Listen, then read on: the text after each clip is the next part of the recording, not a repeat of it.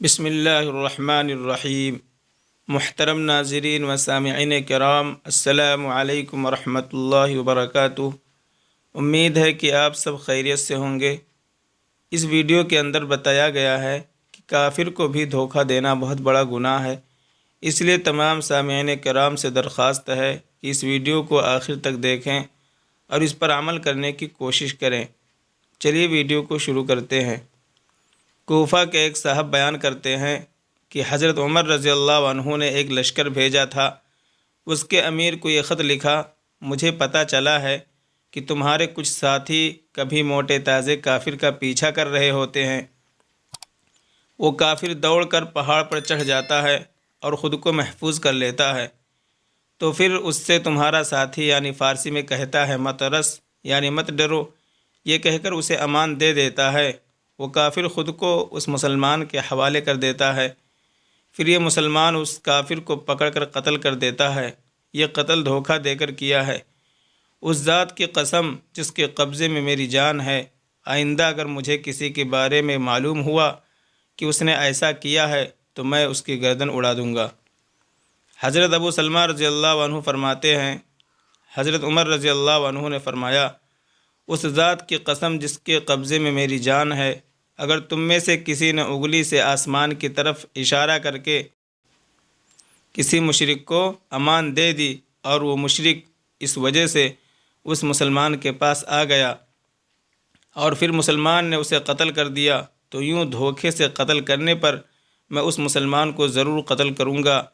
حضرت انس رضی اللہ عنہ فرماتے ہیں، ہم نے شہر کا محاصرہ کیا، آخر محاصرہ اور جنگ سے تنگ آ کر شہر کے حاکم ہرمزان نے اپنے بارے میں حضرت عمر رضی اللہ عنہ کے فیصلے پر اترنا قبول کیا۔ میں اس کو لے کر حضرت عمر رضی اللہ عنہ کی خدمت میں حاضر ہوا۔ جب ہم حضرت عمر رضی اللہ عنہ کے پاس پہنچے تو آپ نے اس سے فرمایا، کہو کیا کہتے ہو؟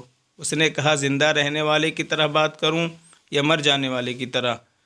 حضرت عمر رضی اللہ عنہ نے فرمایا، لا بأس، یعنی تم اپنے بارے میں مت ڈرو۔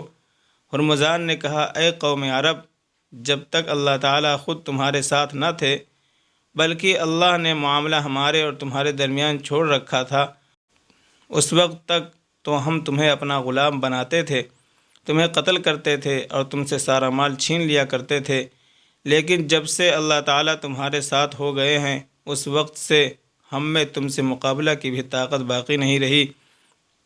حضرت عمر رضی اللہ عنہ نے مجھ سے پوچھا، اے انس، تم کیا کہتے ہو؟ میں نے کہا، اے امیر المؤمنین، میں اپنے پیچھے بڑی تعداد میں دشمن اور ان کا بڑا دبدبہ چھوڑ کر آیا ہوں۔ اگر آپ اسے قتل کر دیں گے تو پھر اس کی قوم اپنی زندگی سے نا امید ہو کر مسلمانوں سے لڑنے میں اور زیادہ زور لگائے گی، اس لیے آپ اس کو قتل نہ کریں۔ حضرت عمر رضی اللہ عنہ نے فرمایا، میں برا بن مالک جیسے بہادر صحابہ کے قاتل کو کیسے زندہ چھوڑ دوں؟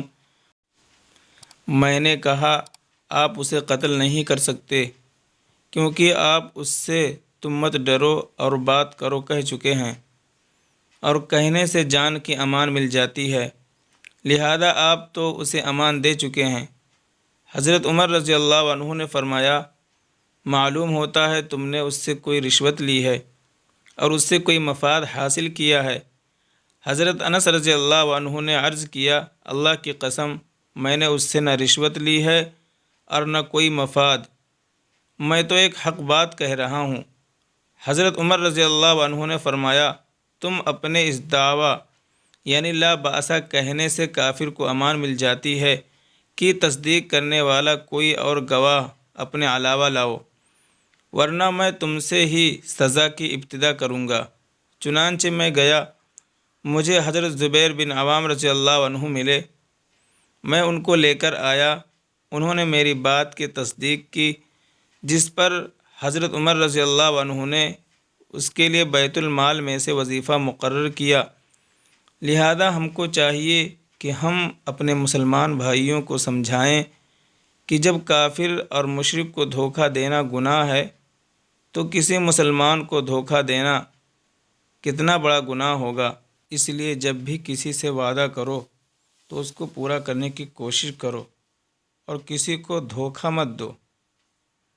اور اگر ویڈیو پسند آئے تو چینل کو سبسکرائب کیجیے اور اپنے دوستوں میں شیئر کیجیے۔ السلام علیکم۔